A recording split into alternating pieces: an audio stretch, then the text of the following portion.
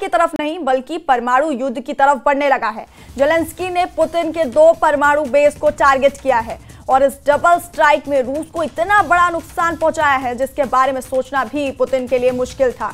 Ukraine के media ने दावा किया है कि उसने मरमंस्क और इर्कुत्स्क इन 2 इलाकों में रूस के सबसे सीक्रेट बेस पर ड्रोन से अटैक किया है और उसने 40 से ज्यादा विमान तबाह कर दिए हैं। हैरान करने वाली बात यह है कि इस हमले में रूस के सबसे खतरनाक बॉम्बर Tu-22 और Tu-95 भी तबाह हो गए हैं। साथ में रूस के AWACS यानी बड़े रडार वाला विमान A-50 भी तबाह हो गया है। उधर यूक्रेन के ड्रोन हमले पर रूस के रक्षा मंत्रालय का बयान सामने आया है। रूस के रक्षा मंत्रालय के मुताबिक एयरफील्ड पर किए गए सभी हमलों को विफल किया गया है। तो इस वक्त की सबसे बड़ी खबर आपको बता रहे हैं, यूक्रेन का युद्ध सीज फायर की तरफ नहीं बल्कि परमाणु युद्ध की तरफ बढ़ने लगा है।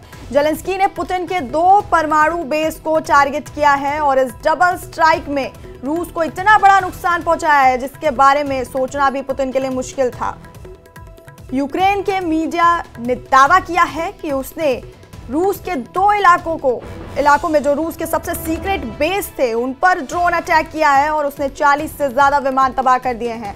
वहीं हैरान करने वाली बात यह है कि इस हमले में रूस के सबसे खतरनाक बॉम्बर भी तबाह हो गए हैं, Tu-22 और Tu-95।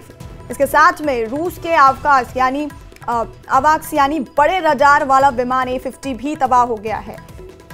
वहीं यूक्रेन के ड्रोन हमले पर रूस के रक्षा मंत्रालय का बयान भी सामने आया है। रूस के रक्षा मंत्रालय के मुताबिक एयरफील्ड पर किए गए सभी हमलों को विफल किया गया है, लेकिन यूक्रेन का रूस पर सबसे बड़ा ड्रोन हमला ये किया गया है यूक्रेन की तरफ से। हालांकि रूस के रक्षा मंत्रालय के मुताबिक एयरफील्ड पर किए गए सभी हमलों को विफल किया गया है,